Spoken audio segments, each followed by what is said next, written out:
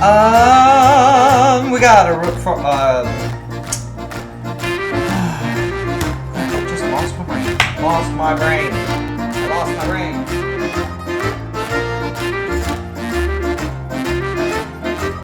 Nothing is better at getting dogs out of the kitchen while Chef Dad is trying to make a video. Except for Robbie. Ham.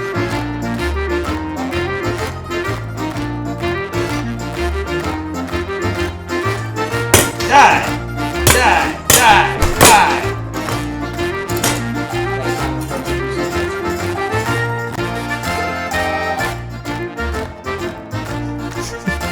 I'm going to keep doing this until I get it right, dang it.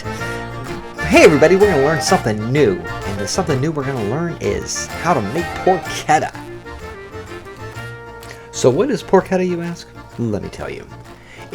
Imagine a whole pig seasoned with wild fennel and garlic and lemon and all of these amazing big robust flavors wrapped in its own skin and slow roasted, then sliced and served at fine dining restaurants and food trucks and street vendors all throughout the country of Italy, where they are so passionate about porchetta that they actually have festivals for it.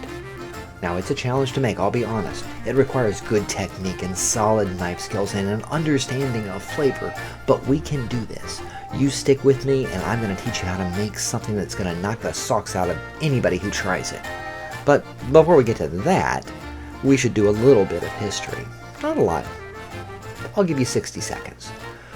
Porchetta started in Italy 2,500 years ago. That's pre-Jesus times, and it started in this tiny little area which is now known as Ariccia, and it was first eaten by the first famous person to eat it anyway was the Emperor Nero, famous for setting Christians on fire and feeding them to lions. Well, in between his martyring, he loved a good porchetta sandwich, and after a while, he decided he would share his love with the legion, the Roman legion. They carried that love of the porchetta throughout all of Europe as they, nearly took over the world. Back then, they made it kind of like the Hawaiian Kahlua style, which is where you dig a pit, you start a fire, and then you bone out your pig and you season it and you put it down into the pit. Then you cover it up with dirt and you let it slowly roast for 8 to 10 hours. When it's done, you dig it back up, you pull it out, and a delicious meal is had by all. And that's the traditional way. They don't make it that way anymore, the cooking part, but they still do all the rest of the preparation almost exactly the same. They're still taking whole pigs and deboning them.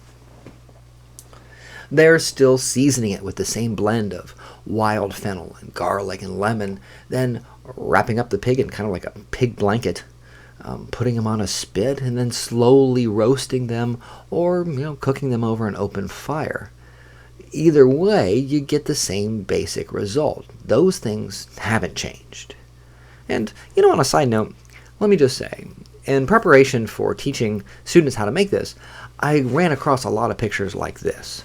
I gotta tell you, it kind of disturbs me a little bit. I'm not a member of an animal rights group, but I do give money to the ASPCA because of that dang puppy commercial. And, I like pigs. They're cute. They're also delicious. But before we get into the recipe itself, let's talk about how it got to America. Remember that Ariccia is the home of porchetta, and they're still passionate about the dish. They hold cook-offs 2 to 3 times a year where local champions go against each other in a battle royale. Home cooks versus professional chefs, and they all come together and they do their best. An award is given to the greatest. And in the meantime, watching all of it are thousands upon thousands of diners from all across Europe who came to this city just to eat that dish. So with all of that excitement, it's no surprise that it made its way to America about 60 years ago. Chef Sarah Jenkins, who owns a Porchetta in New York City, has made a huge amount of money and a great name for herself serving Americans that dish. Now, you don't have to buy it at a restaurant. You could cook it yourself. You can buy a porchetta, rolled and ready to go, but it's $268. And why wouldn't we spend that much money? Crispy on the outside, soft and juicy and tender on the inside with tons of great flavor. Served classically as sandwiches with a sharp salted cheese and some sort of a bitter herb. Served sliced with mashed potatoes, with rice, with gravy. You can do anything with this dish. And we are going to learn to make it. But we've got a problem. I mean, the problem should be obvious. Where the heck are we going to get a whole pig? Well, luckily for us, in America, they don't really use a whole pig to cook this thing anymore. Now they use pork belly, bacon, and they roll the pork belly around a pork loin with all the same seasonings that are traditionally used in the Italian version. Now, it's got the right flavor. That's true, it does. It has the right flavor, but it doesn't have the right texture. And I think we can do better. So, buckle up, kiddos. We are going to learn how to make Italy's most famous dish, porchetta.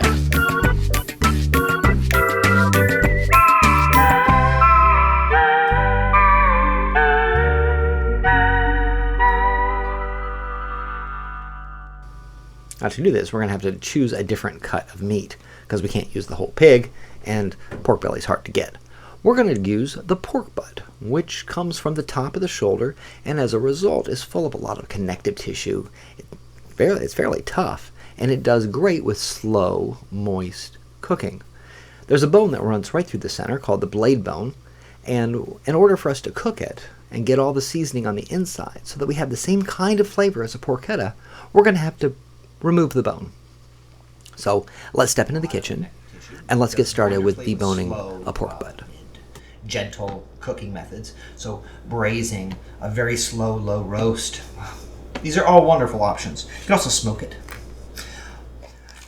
If I was going to roast it whole, if I didn't want seasoning to be on the inside, if I was making a different kind of cut, I would leave the bone in because there's a good bit of flavor in the bone. But because I want to have seasoning on the inside, we're going to have to remove this baby. And in order to remove this is called the blade bone. In order to remove the blade, we're going to take our boning knife, because I'm cutting out a bone, and I'm just going to start by cutting a very narrow strip right along the edge. On both sides, please.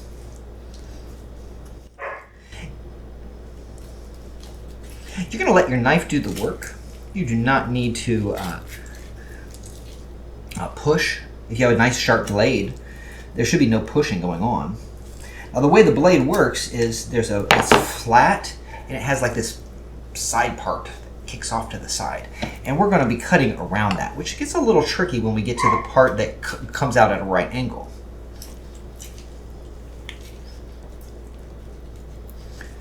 You just use the knife, just go right around the edge.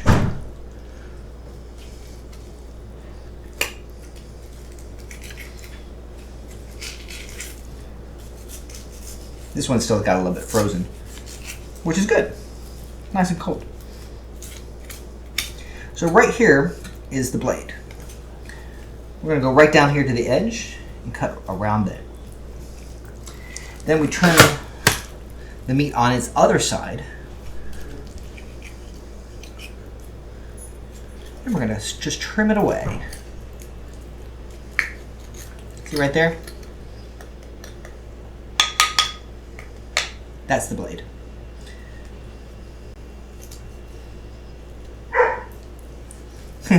My dog wants to come out so bad. But she can't, because we're dealing with raw meat, and she loves raw meat. It's her favorite thing. Just cut it out. Dog. Okay.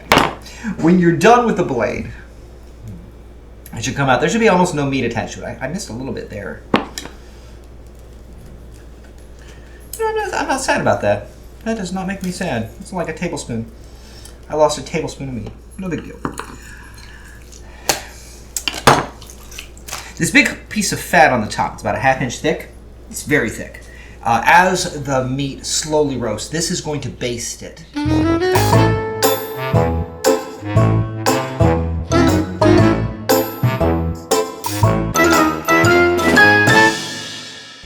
fat's going to drain into the meat. It's going to give it so much flavor.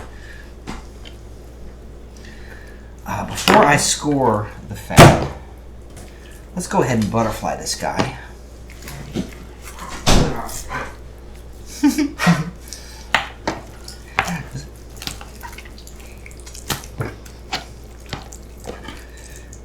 I want to check for any silver skin. That's the tough membrane that goes around some of the muscle collections. We're just going to trim that slightly so that we don't have any chewy parts when we get into the yummy goodness. We don't want that.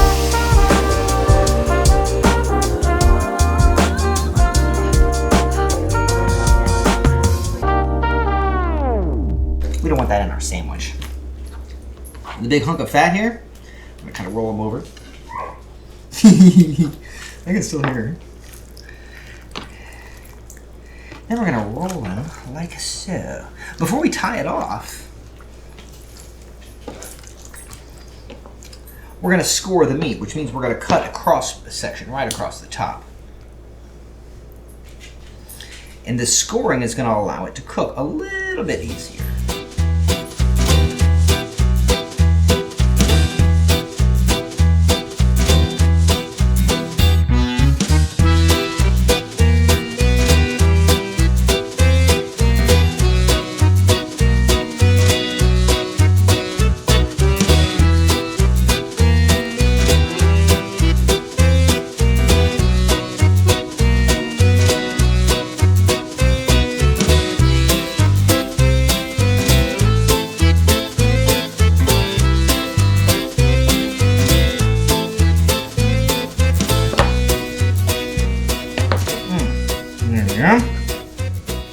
Now what makes a porchetta is a number of things.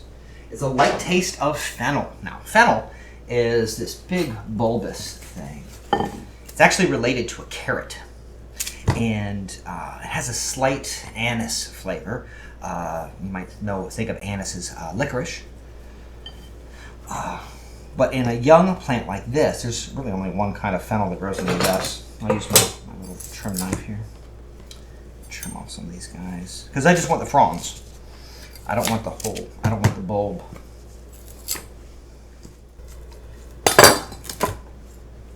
Yum.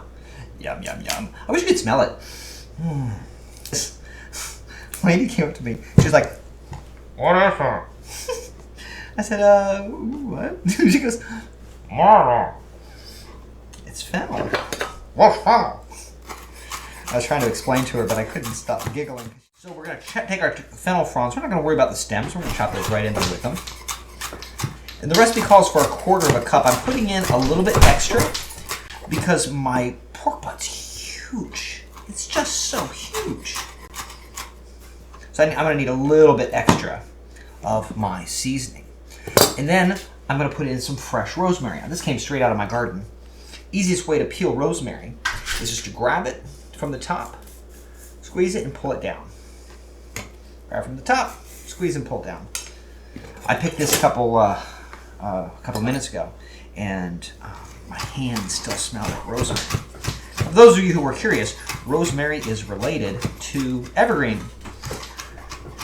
So if you ever wonder why does it smell kind of like a Christmas tree, it's because it's related to them. We want to chop up our rosemary real fine because rosemary doesn't dissolve. It stays whole. And if you get a big old chunk of rosemary in your teeth while you're trying to eat a delicious pork sandwich or some sliced pork and served with some maybe roasted cauliflower, it'd be disgusting. And if you served it to somebody, hell, they'd hate it. You know, they tell you they never want to see you again. And you go home crying and probably die alone. So chop up your rosemary. We got some rosemary. We got some fennel. We're going to take a little bit of sage. I love sage. We associate it a lot with Thanksgiving, sage. In Europe, it's used a lot more. It's got a very assertive flavor. You'll notice there's a lot of really assertive flavors here. We are not going light. I got a little spider crawling around my sage. Die! Die! Die! Die! That is not an appropriate use of a chef's knife.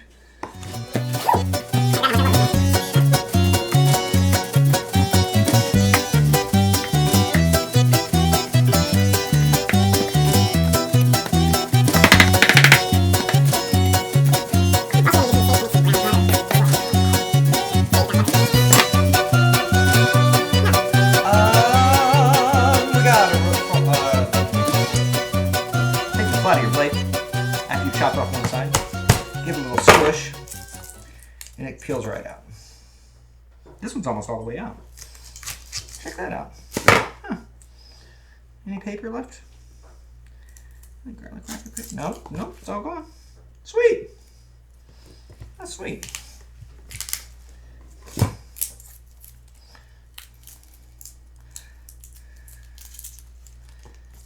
Does that look like 5 cloves? Is that good enough for you guys?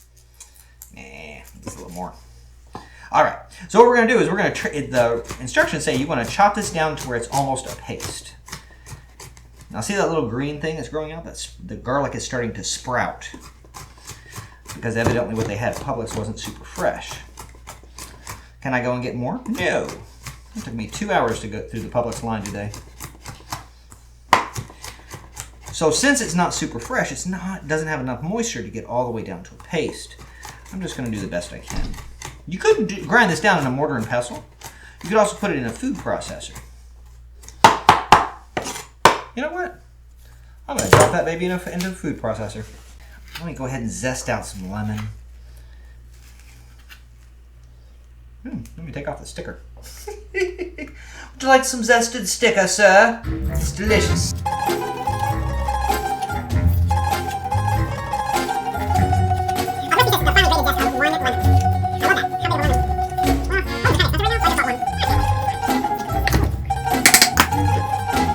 A ninja!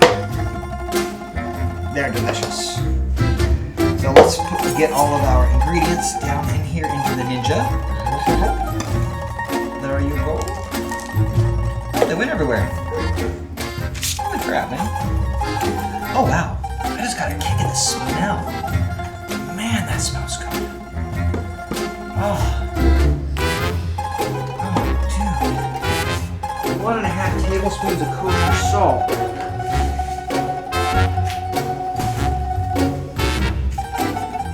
Take a little bit of white pepper and a little bit of fennel seed. We're going to bump up the flavor of that fennel with a teaspoon of fennel seed.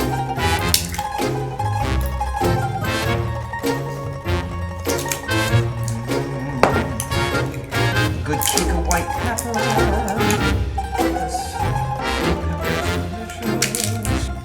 Crushed red pepper, also not related to black pepper. I'm gonna have a little of that though, otherwise it's gonna be boring and bland.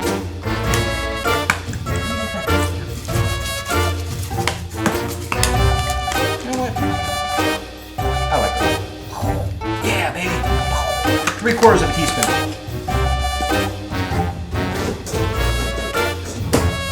A little bit of black pepper. In you go.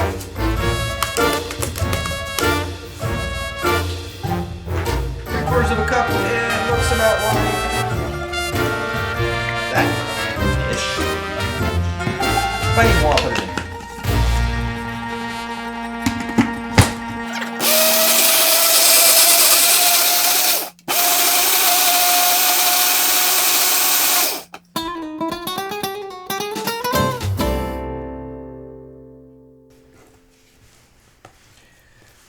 La la, hunk of meat, I'm gonna make you taste so delicious in my belly, make you taste so yum yum. Also, it's helpful to know when you're rolling this particular cut which end is shorter, because the shorter cut you want to roll in this way. Otherwise, you end up with something that's a little lopsided. So we're going to put a little bit more than half of this on the inside. Oh, look at that. Look at that gorgeous color, man. That is so pretty. Really work it into all the crevices. Don't be scared. I know it feels kind of gross, but this is where all that flavor is going to come from. And if you're too scared to get the flavor in the food, then no wonder your food tastes bland. All right, let's get you rolled over. Where I want to see my top, I'm going to find that middle string first. I just like to do it middle string first. I don't know that this is like the way that when I was being taught how to truss pork. This is how they taught me. I watched YouTube videos where master butchers do it totally different.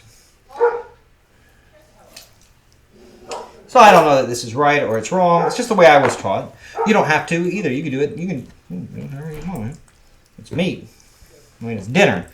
There's not really a wrong way to make dinner. Unless you're just, making gross food. In which case, it's totally wrong. No wonder you're lonely and alone. Stop doing that. So, butcher's nut, 3 times over, one way, 3 times over, the other way.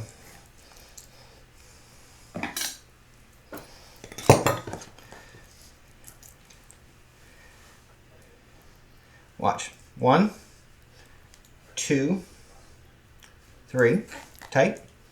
Then go the opposite direction. 1, 2, 3.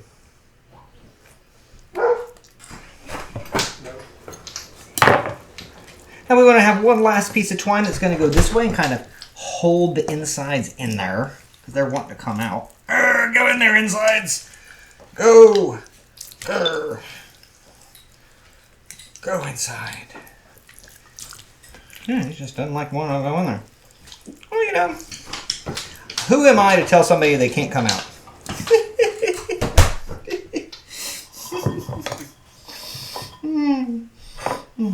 Sorry. It was funny to me. Ah, much better. Think we need one here too? Me too. String is cheap.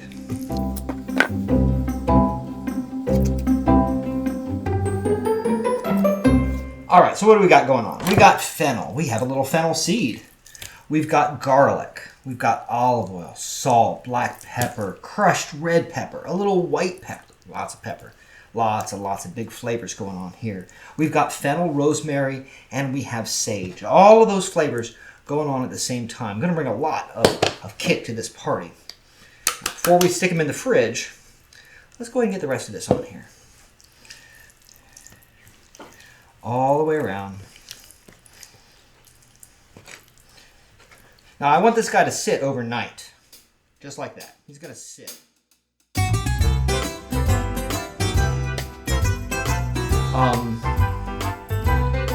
There's way too much flavor on my fingers and not enough on my meat.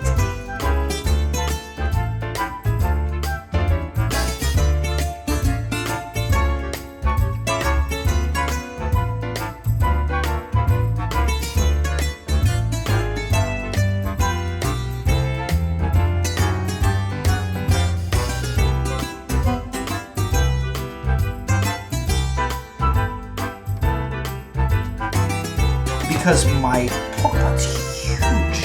It's just so huge.